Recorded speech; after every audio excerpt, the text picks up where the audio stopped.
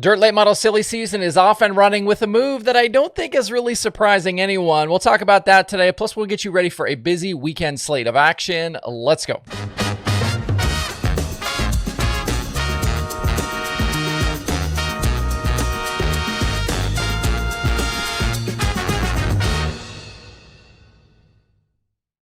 It's Thursday, September 11th. Never forget, I'm Justin Fiedler. This is DIRTRACKR Daily presented by Kubota Genuine Parts. Today's daily show is being supported by our friends at AeroVision. They will be streaming a pair of Comp Cam's Super Dirt Series races this weekend from the Rev in Louisiana. The Hall of Famer Billy Moyer is the series championship leader with Morgan Bagley, BJ Robinson, Kyle Beard, and Eli Ross, the rest of the series top five.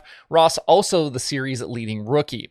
Both nights, Friday and Saturday, are $5,000 to win. We'll have various local and USRA classes the two nights on the undercard. If you want to watch, head over to www.aerovision.live and grab an account. As an added bonus, both of these nights will be streamed for free on the platform, but also on the AeroVision YouTube channel. It's tough to beat free stream dirt late model action. I'll put links in the video description to both the streaming website and their YouTube channel. All season long, AeroVision is the streaming home for the Comp Cam Super Dirt Series, the All-American Outlaw Modified Series, and Arrowhead Speedway. You can grab an account and tune in over at aerovision.live. So I've been wondering here lately if we would have anything meaningful for Dirt Late Model Silly Season in 2025, because up to this point, it's been pretty quiet. The sprint car world, absolutely ablaze with changes and rumors and things changing every single day, but nary a peep in late model racing. Well, that was until today anyway. Just here a little bit ago, Mike Marlar announced he's making a big change and departing Skyline Motorsports. After leaving the Ronnie Delk-owned team late in 2023, Marlar joined Skyline and made his first appearance for the team at World Finals that year. He kicked off the new partnership by winning the very first night out, but it hasn't all been easy since then. Marlar and Skyline were full-time with Lucas in 2024, ending the season 7th in the standings with 2 wins and 20 top 10s. They were never in contention, though, for the series title or the playoff Final Four drivers. The 2 wins were at Golden Isles early in the year and Brownstown late in the year. He also added a pair of XR Super Series wins along with a Spring Nationals score. For this season, though, Marlar and Skyline were back to pick and choose, and it's been kind of a grind all season. It looked like there was some hope for a bump in performance when Marlar swapped to an Infinity chassis, but all through the summer, they've kind of bounced back and forth between the Infinity and a Longhorn, hoping to just find something, but the wins haven't come. Outside of 2 Ultimate Series wins, his only other super late model score on the year was the Outlaw race at Sharon in July. 35 top 10s in 71 races, and he's coming off the World 100 where he missed the big show on Saturday night. In the announcement posted to his website, it was revealed that Skyline Motorsports owner Greg Bruning will stay involved with Marlar as a sponsor as the Tennessee driver moves back to drive a car owned by Ronnie Delk. The release does not say when we'll see Marlar race again, but there are certainly plenty of options here coming up. As for Skyline, no word on who could get in their second car. Besides fielding Tyler Bruning, Skyline's second seat has been filled in the past by guys like Chris Madden and Shane Clanton before Marlar got in it. Tyler Bruning started 2025 as a full-time Outlaw driver before falling off and going back pick and choose as well. He's got 2 wins on the year, including his first ever Lucas score back in January at Golden Isles. He was a Malvern Bank Series winner a few weeks ago at Cresco Speedway. With as much as they seem to have struggled, this move doesn't really surprise me. We'll see if Marlar can find some magic again driving for Delk. Looking around, I haven't heard of any other impending kind of big dirt late model moves, and I don't think I'd expect any bombshells like we had kind of all throughout the year last year. I would venture to guess that most of the drivers in the Dirt on Dirt top 25 are secure in their spots for 2026. That's not to say there couldn't be a surprise or that there won't be lower level moves. It does seem like these things are cyclical though. You have a crazy year, then things quiet down for a year or two before owners and drivers kind of start getting itchy again. And we're kind of seeing that on the sprint car side as well. It's been kind of quiet for a year or two, and now things are kind of starting to ramp back up again. So maybe more to come here, maybe not. I'm not really sure. Diving into racing coming up, we got the FloRacing Night in America series at Bulls Gap tonight for $20,000 to win. Bobby Pierce has a significant lead over Jonathan Davenport for that midweek series championship, and Pierce leads all drivers with 3 wins through 6 races. Davenport, Devin Moran, and Hudson O'Neal have the other 3 Flo Series victories. Should be a good field tonight. A lot of the national touring guys coming through.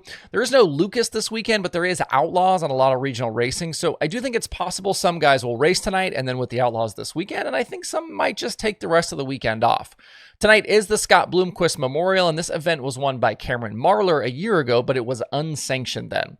The Flo Series after tonight heads to Hobstadt on September 24th. And talking about the World of Outlaws late models, they take on Needmore and Sonoya on Thursday and Friday. Both of these are Georgia racetracks. I've been asked to mention what states tracks are in, so I'm trying to do a better job of that. $12K to win at Needmore, $15K to win at Sonoya. Pierce maintaining a triple-digit points lead with Nick Hoffman, 108 back in second. Gustin in third. Everyone else on back, 248 points behind or more. Like kind of basically out of it unless you're those top 2 guys. Certainly looks like BP32, though, headed for the Outlaw title with the season starting to wind down. Got just 9 races left, and that includes this weekend. Pierce has won the last 4 Outlaw shows going back to Spoon River on August 14th. I think at this point, he'd need to have trouble, and Hoffman would have to get red hot to really bring things back to even. It's been 14 years since the Outlaws were at Needmore, and they haven't been at Sonoya since 2021. Other late model shows to check out this weekend include the ULMS at Outlaw in New York on Friday. That's a co-sanction with the Fall Clash. Mars is at Davenport for 2 nights. Ironman has Hidden Hollow in Muskingum County. They're unsanctioned shows at State Line and Selinsgrove, plus Ultimate and a lot more. Check out the schedule page at dirtondirt.com for a nice comprehensive schedule. Josh Zimpel won last night's WISSOTA Challenge Series finale. Dave Mast, the 2025 Series champion. WISSOTA 100 action starts tonight. Our 2 National Touring Sprint Car Series at opposite ends of the country with the World of Outlaws in California and High Limit in Pennsylvania.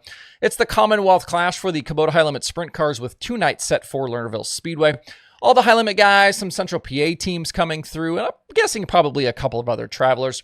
The championship battle, I think, will continue to lead the conversation with Rico Abreu leading the driver's standings over Brad Sweet by 45 points, and the RSR 87 with driver Aaron Reitzel leading the owner's points by 21 over Rico's squad. I think it's a very solid possibility we end up with split champions this year.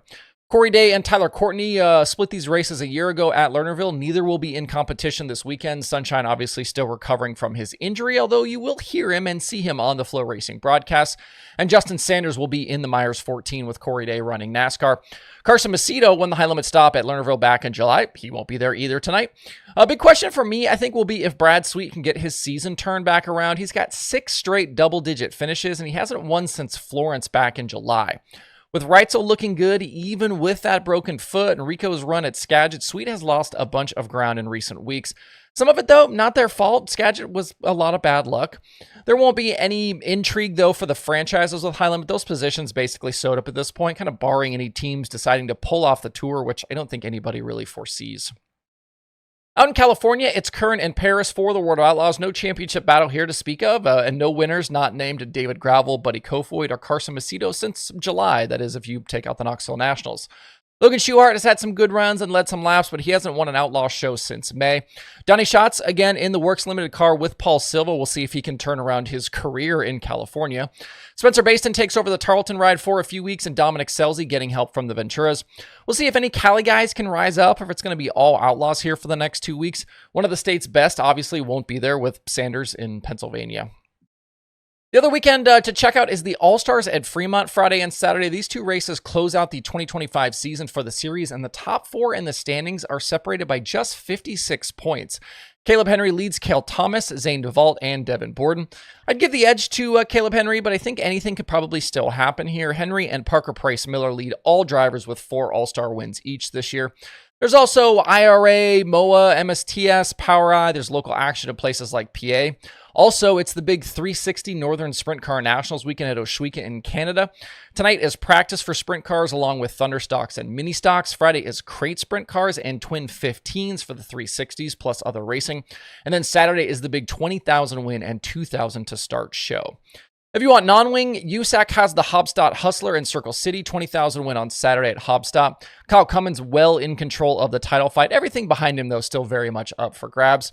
If you're not interested in sprint cars or late models, check out the USMTS Modifieds at Tri-State Speedway in Oklahoma for the next 3 nights. And it's Fonda 200 week for the Short Track Super Series. They got 22,000 win on Saturday night. Matt Shepard definitely looking good to win both regional championships with that series. That's the Daily Show for this week. Appreciate all of the views and all of the support. Make sure to check out the streaming schedule over at DIRTRACKR.com/watch tonight over the next few days. Hope you guys have a great Thursday and a great weekend out there. We'll see you right back here on Sunday.